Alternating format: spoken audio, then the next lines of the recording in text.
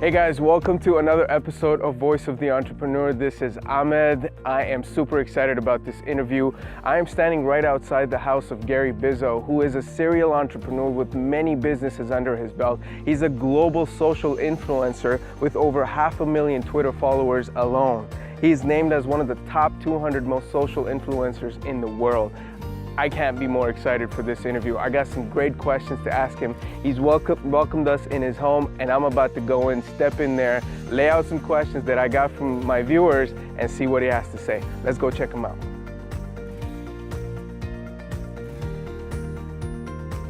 Here we are, guys. We're right at the door of Gary Bizzo. Let's go check him out. Let's see what he has to say. Let's talk to him. Let's get all the good stuff from his brain. How you doing, Gary? Hi.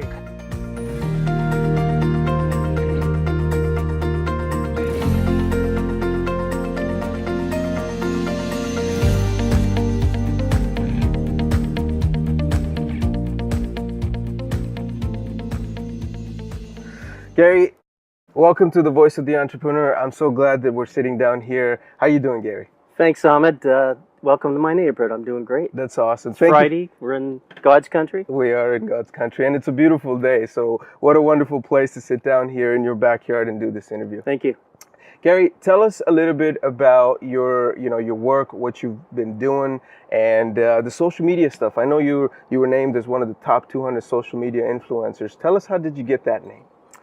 Well, this is a challenge. I asked three analysts how I got on that list, and they said it's organic, it's real. So I thought it was some kind of gimmick. They were going to ask me to pay them $100 to be on the list of the top influencers in the world for 2017. Wow! But who knows? I think we all underestimate our value, I think. Yeah, absolutely. But I mean, you don't get a title like that without doing anything. So the work that you've been doing for the last 10 years, I suppose, has been right. Tell me, what does it take to be that kind of a social influencer? Because people talk about social influencers all over the place. What does it really take? Well, I've worked with 1,000 startups in incubators, 2 incubators over the last 15 years.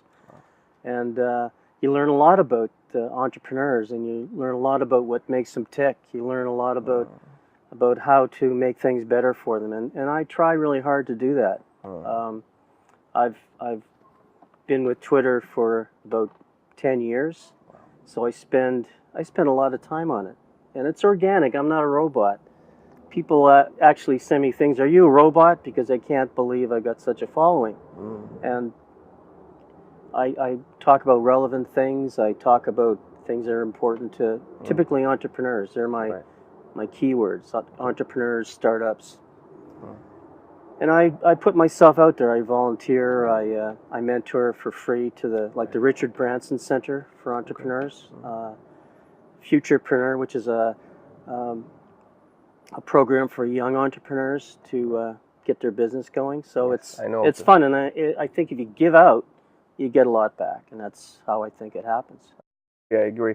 When you give out, that's when you get a lot, and it's really about creating value, and that's how you become an influencer, because you're giving people what they would really be able to use. That's great. Gary, I think you have close to 500,000 followers on Twitter. Yeah. How long did it take you to get there? And was it slow in the beginning, and then one day it just jumped? How did it go? What was the process? The joke is, for 3 years I was just growing steadily, and then one Christmas morning I was fished. Okay. Now, people may not know what that is, but it was Christmas morning at 7. I was a little bit hungover, shall we say.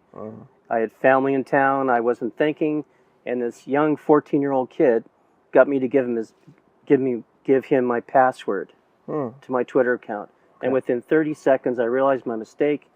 I thought he was Twitter, and I lost 300,000 followers. Wow. So it took me the next 5 years to get back up to 500,000. Wow. 300,000 followers lost pretty much overnight. Yeah. And how long did it take you to get to 300,000 followers? About 3-4 years. Wow. That's pretty. So what did you do after that? I was in a purple funk for 3 months. I couldn't even talk. I actually, a friend of mine took took me down to Seattle, and we actually spoke to the CIA and the FBI about charging this guy. Wow. Yeah. And you can't do anything. They don't care, the CIA. But that's what they're there for. Great story, by the way. Exactly. I'm full of stories. You are. You are. When entrepreneurs are starting out, they're looking to create their own influence. They're trying to become. A lot of them want to become thought leaders in their industry to find the kind of success they want. People have a lot of distraction today. There's so much out there in social media. How do you separate yourself from the crowd? And when it comes to tweeting or content, what is it that people in your experience are looking for that would separate them from the crowd? Well, a lot of people try to be generalists, and when I was a photographer, I did everything. I did baby pictures to commercial advertising to President Clinton, summits, that kind of thing. Right. People have to find a niche. My Twitter account is very targeted. The demographics are males, predominantly 63%. I mean, I know these numbers, between 35 and 52. Right. Gross income of 150,000 US a year, entrepreneurs. So that's because I've targeted those people. Right.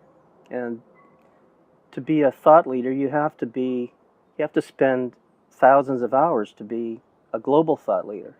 For sure. It starts local, national, and global, and it just takes time and again, putting yourself out there. Right. So you got to know your market, or you got to know who are you speaking to. Right. And once you know that, then you can target your content accordingly. But that's what you need in every business. Right. So why would it be any different on a social media platform? Know your market, talk to them. I talk to them, I engage with people. The biggest thing in my new book coming out is engagement, because people just throw stuff out there and hope people follow them. I ask people what they think. I get into a lot of trouble sometimes when I give my opinion on certain things. So I try to stay away from politics and Chardonnay after 11 o'clock. Right. But it's true, though, because social influence is really about, it's not just about saying what's already out there, but saying things that really matter to people that could, change their lives in whatever way it could. Well, it's also thinking differently. Like in my last book, How to Start a Successful Business the First Time, I had a lot of time spent on how to name your company. Sounds goofy. Doesn't that sound common sense? Yeah. But that hit a chord with a lot of people, because if you look at names of companies now, there's a lot of stupid company names. People can't find them on the internet. They can't pronounce them. They don't know how to spell them. Right.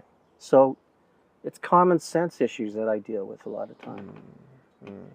Common sense. It's so funny you say that, because yes, sometimes it's the very thing that's missing. It's not common. It's not very common, right? So how do you train yourself as an entrepreneur to look out for those things that would, the things that are obvious but are not so obvious? It's training. It's like our videographer today. Right. He had to make sure the background was okay. Yeah. There's nothing worse than having something that you can't see because you weren't looking for it. I agree. That's it's the details that matters. Details. Even with it's details. And with entrepreneurs, sometimes because there's so much going on, it's difficult to focus on the details. And then that's when priority comes in. So let me ask you, Gary. You got so many different things going. How do you prioritize what's important and what's going to bring you the results that you want? I spend a lot of time with my time management. I have things I do in the morning before 8 o'clock. I have things that I do in the morning 9 to 12. I have meetings on the phone typically then. In the afternoons I have outside meetings. Right. I don't do sales on Monday and Friday. Right. People in Vancouver don't want to talk to you about sales. Right. Monday's a good time to do books. Yes. So it's a matter of time management and being consistent and sort of being aware that you have to have time set aside to do certain things. Okay, so it's really time management, and that's something that I hear from a lot of entrepreneurs that are successful. They have mastered the game of time management and prioritizing. Well, the other thing is people tend to find 10 things they want to do and throw them all against the wall and see which sticks. Yes. And that doesn't work either. You have to have focus and time management. That is a great point, because without focus, you really can materialize the kind of results that you want. So, again, as an entrepreneur, there's so much opportunity that you can run after, especially today in the world that we live in. How do you know the ones that are going to be aligned with yourself and bring you the kind of results that you want to create? The entrepreneurs I work with, Yes. it's well, with private financing, we talk about due diligence all the time, and for the longest time, I didn't do that with my clients, Right. and now I do. I've reduced my clientele down to 10% because I decided to focus only on those people Right. that I knew I could make a difference with. I'm not an accountability coach. I'm a mentor, Right. which means I give you advice based on a lot of experience, a lot of mistakes, Yeah. which is what experience is based on. I agree. Exactly. I mean, starting a business, sometimes I think that if you were to start a business and succeed, you might not learn what you could learn from the failures, right? I've met startup guys that did that and they're useless. And so that's funny, because failure is really what teaches you so much than sometimes even success can. Shifting gears a little bit, Gary, you mentioned you were the author of 2 books. One of them is about how to start a successful business. So, what does a successful business look like when it's, like a small business? What does it look like? Is it the revenue generation? Is it a team? I'm glad you say? asked that because people always say you must be a zillionaire. And I say, no, I'm comfortable. I'm happy. Right. Like, are you happy in what you're doing? I talk a lot in my book about it's all factual. It's not a lot of rah stuff. Right. It's factual stuff with a lot of insight. And I think it's really important that you define what your goals are. And whether it's I want to make 50,000 a year and have a really good lifestyle that I can take days off and go golfing, or I want to go for the $500,000 payday. Yes. So it's really up to the entrepreneur. So it's about what you've set your vision for right from the beginning. You have to decide. It's like the guy who is a really good manager and a really good boss because he wants to be, versus the guy who's just going like full tilt and doesn't care who he runs over. There's a lot to be said in your goals. Vision, your mission, all that stuff. One of the chapters in your book is about financing. You read my book? Yes, I did. That chapter is very insightful because it gives you tools that you would need to go look for financing. A lot of entrepreneurs don't go in the direction of their dreams or what they want to develop because they're afraid that they will never get the resources that they need.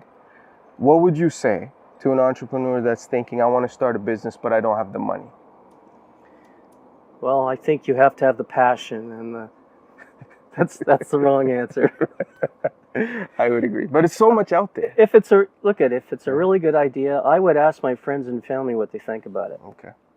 And if your family and friends think you're crazy, you might want to reconsider your idea. And if it's because you don't have money that you can't proceed, then family and friends is the first seed round for any business to go to. Right. If your family believes in you and it's a good idea, ask them for a couple of grand. Make sure you can scale your business. Somebody will write up a plan for the first year of growth and they need 200,000. Well, if they scale it, have no employees, no fancy car and a penthouse, maybe you can do it for 20. Now it's not an insurmountable problem. The other thing is, what about a partner who does have money? As long as it's a complementary kind of deal where your talents sort of complement each other, not run parallel, then you're fine. Sure. There are government loans. There's microfinancing with some of the banks. Right. You just have to look and you have to talk to the right people. A lot of the ideas, I would think, are when people are, they look at it, they get skeptical about the idea. I don't know if this is going to work. And then the entrepreneur is discouraged themselves. What then? You said evaluate your idea using your friends and family. Ask them for their opinion. What if you still believe in your idea that it's the right one? Should you still go out and test it? Yeah. I mean, I have an idea that people should use focus groups. You get 8 or 10 people in a room. You have specific questions geared towards your business and ask them, do you like the color of the product? Right. Is the price point fine? If I market it to families, will it work? Questions that will bring up that. That will give you a better idea if you're on the right track or not. There's lots of self-assessment tools out there that you can... I had a woman who wanted to start a coffee shop, and I was coaching her, and I just said, stop. She said, why? I've got the money, and I want a coffee shop. I said, you have no personality.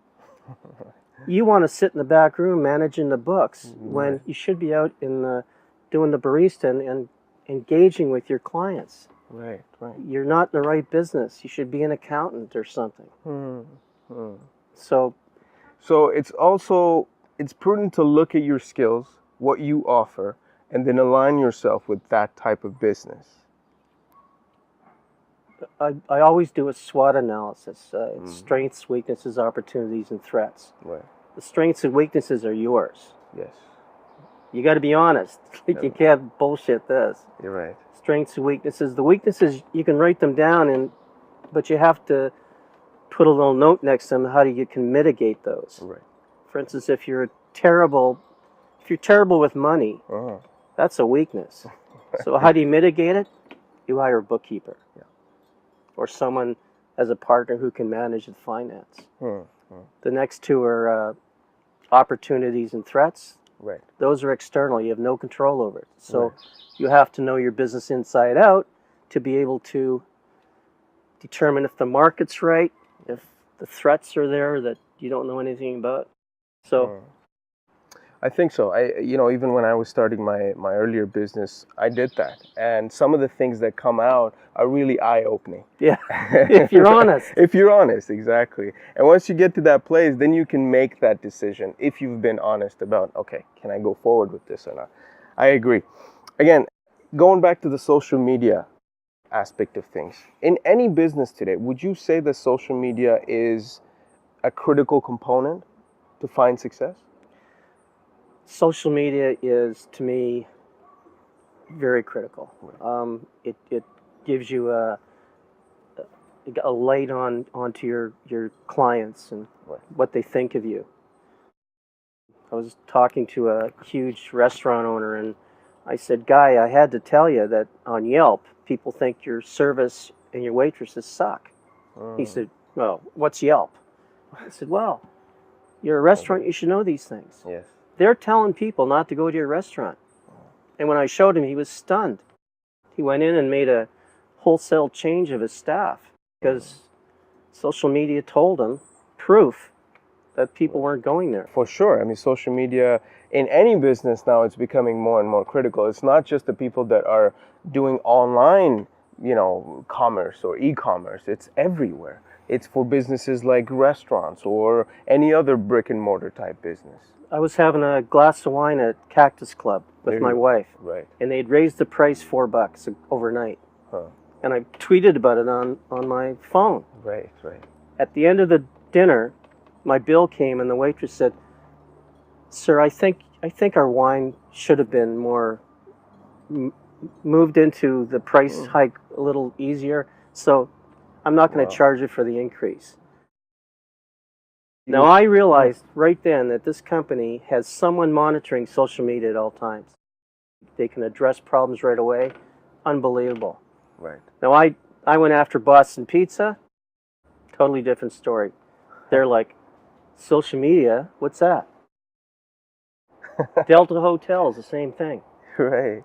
So the smart I shouldn't be saying these companies, but I've gone after them all. That's right. So the smart ones know the pulse and they have their finger on it. Exactly. Yeah. Imagine being able to pivot so fast, being a big company. But for the little guys, the ones that are just starting out, solopreneurs, for example, the ones that are in business for themselves, are consultants or coaches, what about them? How do they use social media? And this is a generic and a general question, but I'd love to get more into the specifics. Like, what can you do today if you're starting out in order to get your presence get a better presence on there? Nothing happens overnight, unfortunately. Yes. And you have to sort of work with other influencers, maybe. If you're starting out, I'd try Facebook. Gather your followers and take some Facebook ads out. Right. They're cheap. Hmm. Facebook ads are known to get more people, like right from the get-go. But Facebook, I've been hearing some things, and I'm not a social media expert, so I can't really comment on that. But I'm hearing that the big sites like Facebook and YouTube are starting to see a bit of a slump now. It's the other social media platforms that are starting to come out from there. What's your opinion? What do you think? Well, you have to diversify. If you're looking at a millennial, you should be using Instagram. If you're looking at Facebook, older demographic now Right. than when it started. Twitter continues to be it's not growing as fast, but it's immediate.